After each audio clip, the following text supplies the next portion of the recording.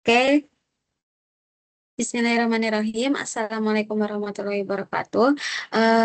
Sebelumnya izin memperkenalkan diri. Nama saya Rahmanul Febriani Fauzia dengan NIM 2023 31265. Di sini saya akan mempresentasikan hasil studi kasus yang telah saya analisis untuk mata kuliah keamanan cyber. Oke, jadi keamanan cyber, di sini analisis perkembangan ancaman keamanan cyber global dan Indonesia pada Smart Grid dan Infrastruktur Energi 2025-2026. Studi kasus ini berdasarkan World Economic Forum Global Cyber Security Outlook 2026.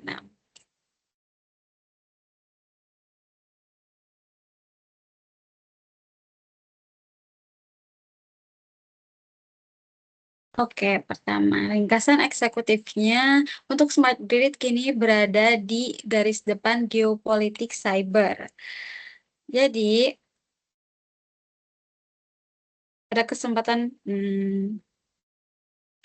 sebagai pembuka, setelah dicermati ringkasan eksekutif dari penelitian ini, saat ini smart grid bukan lagi sekedar inovasi kelistrikan, melainkan telah menjadi garis depan dalam perang geopolitik cyber. Berdasarkan data terkini, grid listrik Ukraina telah mengalami minimal 3 kali serangan cyber berulang yang berdampak fatal pada pasokan listrik. Kemudian di tingkat global baru 20% organisasi yang memiliki tim keamanan OT, operational teknologi khusus, dan hanya 16% isu OT yang sampai ke tingkat laporan direksi. Kemudian di Indonesia sendiri tercatat 5,5 miliar serangan cyber sepanjang tahun 2025. Pesan utamanya, modernisasi smart grid memperluas permukaan serangan akibat menyatunya IT, OT, dan IoT, menjadikan sektor energi target nyata konflik cyber dunia. Kemudian selanjutnya pendahuluan. Smart grid itu terdiri dari 3 lapisan cyber physical system. Yang pertama itu ada lapisan informasi, terdiri dari smart meter, platform analitik data, dan konektivitas IoT. Kemudian untuk lapisan kedua yaitu meliputi SCADA, PLC, Programmable Logic Controller, dan RTU yang mengatur keputusan teknis. Kemudian ketiga itu adalah lapisan fisik, yaitu pembangkit listrik, gardu induk, serta jaringan transmisi dan distribusi. Sebagaimana ditegaskan oleh Ali et al. 2024, gangguan pada salah satu lapisan ini, terutama lapisan kendali, akan berdampak langsung pada keselamatan publik, stabilitas ekonomi, dan juga keamanan sosial, keamanan nasional. Selanjutnya, batas IT dan OT yang dulu terpisah kini menyatu. Nah, dulu sistem IT dan OT itu terpisah secara fisik. Namun sekarang batas tersebut menyatu. Menurut survei WEF dan Accenture 2026, 42% responden global menempatkan konvergensi IT atau OT atau IoT atau robotika sebagai salah satu dari 5 pertimbangan utama mitigasi risiko cyber. Tapi tiga pendorong utama risiko cyber di tahun 2026 adalah kemajuan AI, fragmentasi geopolitik, dan kompleksitas rantai pasok global. Selanjutnya untuk bagian studi literatur, yaitu AI, akselerator sekaligus ancaman cyber. Jadi masuk ke studi literatur itu kita melihat bahwa peran AI yang bersifat ganda. Di satu sisi, 94% responden menilai AI sebagai pendorong perubahan terbesar dan 69% organisasi energi telah memanfaatkan AI untuk deteksi intrusi dan anomali SCADA secara presisi. Namun, di sisi ofensif, 87% responden melihat AI sebagai risiko dengan pertumbuhan tercepat. AI generatif kini memudahkan peretas membuat spear phishing yang sangat meyakinkan. Rekayasa sosial bertarget ke operator gardu induk hingga simulasi deepfake prosedur darurat palsu.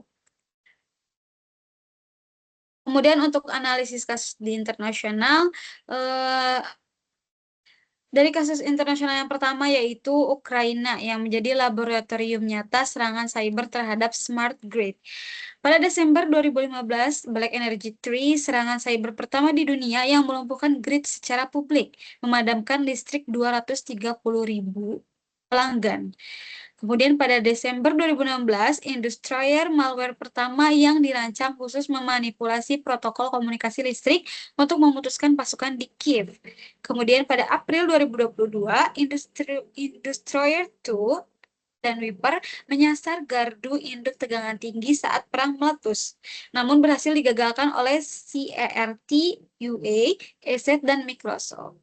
Pola yang terlihat adalah evolusi dari sekadar mematikan sistem menjadi upaya merusak peralatan fisik secara permanen, dilakukan oleh kelompok seperti Sandworm yang terafiliasi intelijen militer.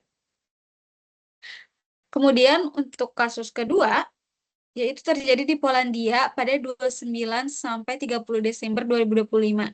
Ini adalah bentuk eskalasi baru yang sangat mengkhawatirkan. Penyerang tidak lagi hanya menyerang jaringan IT kantor, tetapi secara simultan menargetkan perangkat industri OT secara fisik. Investigasi dari CIRT, Polska, ESET, dan Dragos menunjuk pada kelompok aktor negara seperti Berserk Bear atau Sandworm. Ini membuktikan bahwa negara-negara di sekitar zona konflik menjadi target geopolitik cyber yang sangat nyata. Kemudian, untuk analisis kasus di Indonesia,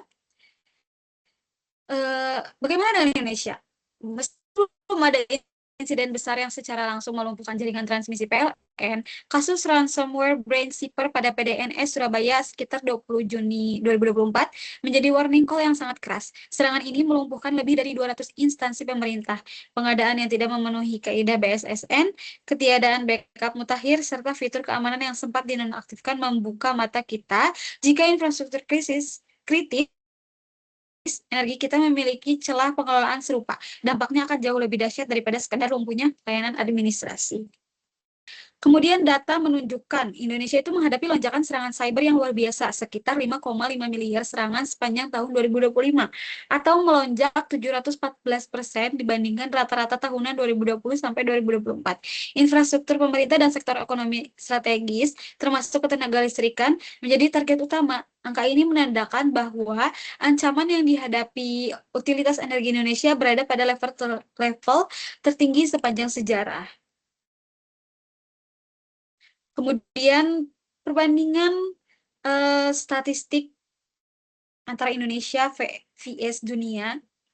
Jika kita bandingkan statistik kelola OT global menurut WFE 2026, hanya 36% organisasi yang menyatukan keamanan IT dan OT di bawah satu CISO, Chief Information Security Officer. Dan hanya 32% yang melakukan monitoring OT aktif, kemudian hanya 20% memiliki tim keamanan OT dedicated, dan hanya 16% yang melaporkan isu OT langsung ke jajaran direksi. Ini membuktikan bahwa kesenjangan tata kelola OT itu bukan hanya masalah negara berkembang seperti Indonesia, melainkan tantangan universal di seluruh dunia. Dari isu regulasi, kita melihat perbedaan tingkat keamatangan. Di Amerika Serikat, memiliki NERC-CIP, standar wajib bagi seluruh entitas bulk power system yang dilengkapi mekanisme audit dan sanksi denda finansial yang berat. Kemudian di Uni Eropa memiliki NS2 Directive dan Cyber Resilience Act yang wajib mengikat sektor kelistrikan dan digital. Kemudian di Indonesia masih dalam tahap berkembang, regulasi kita masih bersifat pedoman umum dari BSSN, belum ada undang-undang atau peraturan pemerintah khusus ketenaga listrikan yang mengikat dan mekanisme audit dan sanksi setegas NRC-CIP. Kemudian, tingkat kepercayaan terhadap kesiapan nasional menurun secara global.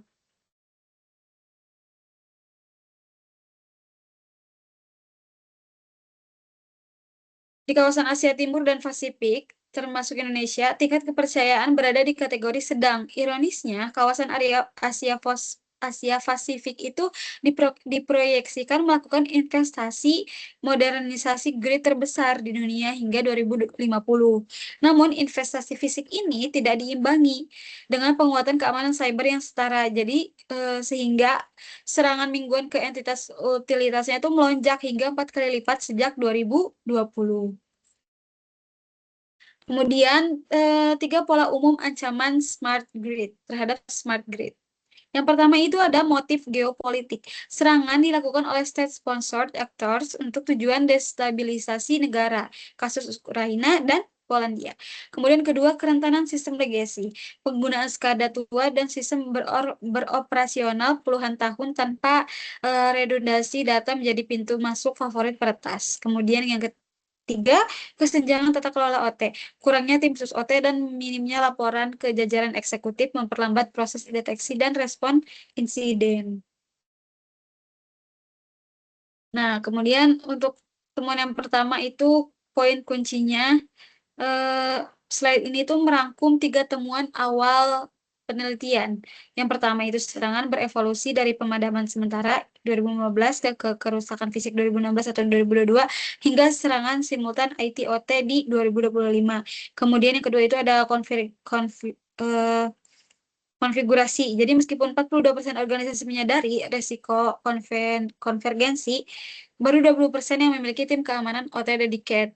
Terus yang ketiga, Indonesia memiliki kerentanan struktural nyata pada infrastruktur kritis sebagaimana teruji dalam insiden PDNS 2024.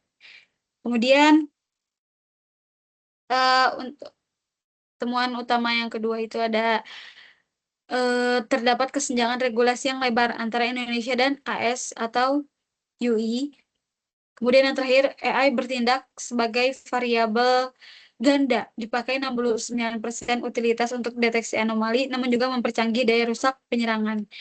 Kemudian di sini ada video pendek, rekonstruksi serangan grid Ukraina dan Polandia.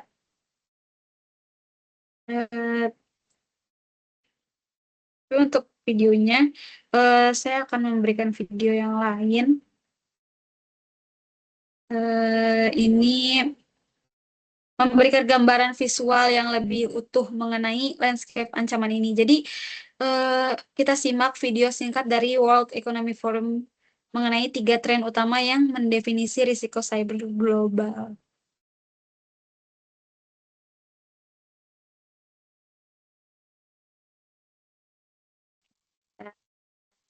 Dari videonya.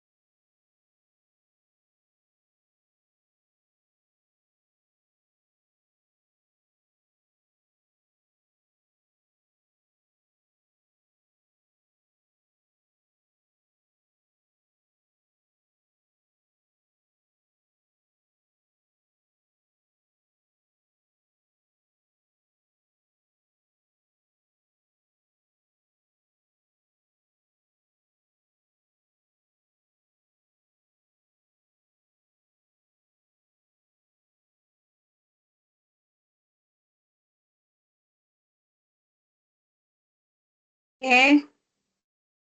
Seperti yang digambarkan dalam video tadi, World Economic Forum menegaskan tiga tren utama itu. Yang pertama ada akselerasi AI, terus yang kedua ada fragmentasi geopolitik dan kerentanan rantai pasok. Jadi hal ini tuh sangat relevan dengan analisis kita.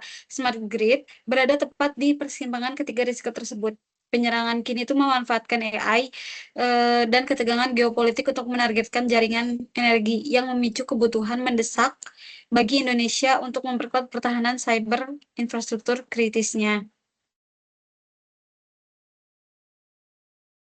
Kemudian untuk tantangan multidimensi, tantangan keamanan cyber smart grid itu bersifat multidimensi. Yang pertama itu teknisnya mengganti SCADA legacy butuh biaya dan waktu sangat besar. Solusi terdekat adalah segmentasi jaringan dan sensor anomali.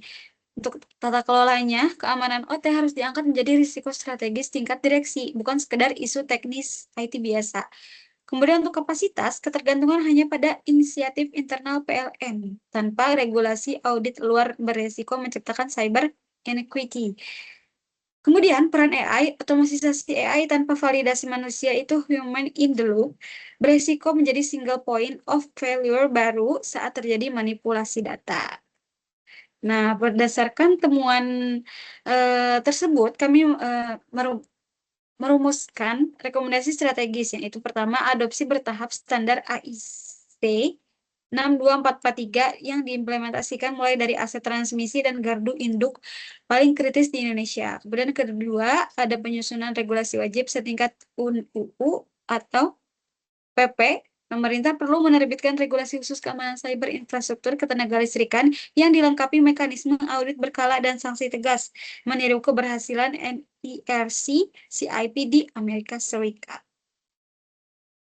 Nah, kemudian rekomendasi berikutnya itu meliputi pembentukan tim keamanan OT khusus di setiap penyedia utilitas energi, audit dan modernisasi SCADA melalui segmentasi ketat, build model, kemudian ada pengembangan SDM keamanan OT, jadi kayak kolaborasi strategis antara BSSN, Industri Energi PLN, dan Institut Pendidikan Tinggi, khususnya Institut Energi PLN sebagai pencetak talenta cyber energi. Kemudian ya, terakhir itu penerapan AI dengan pendekatan human in the loop agar keputusan eksekusi kritikal tetap di bawah kendali operator manusia. Kesimpulannya, membangun ketahanan cyber smart grid di Indonesia itu membutuhkan tiga agenda paralel.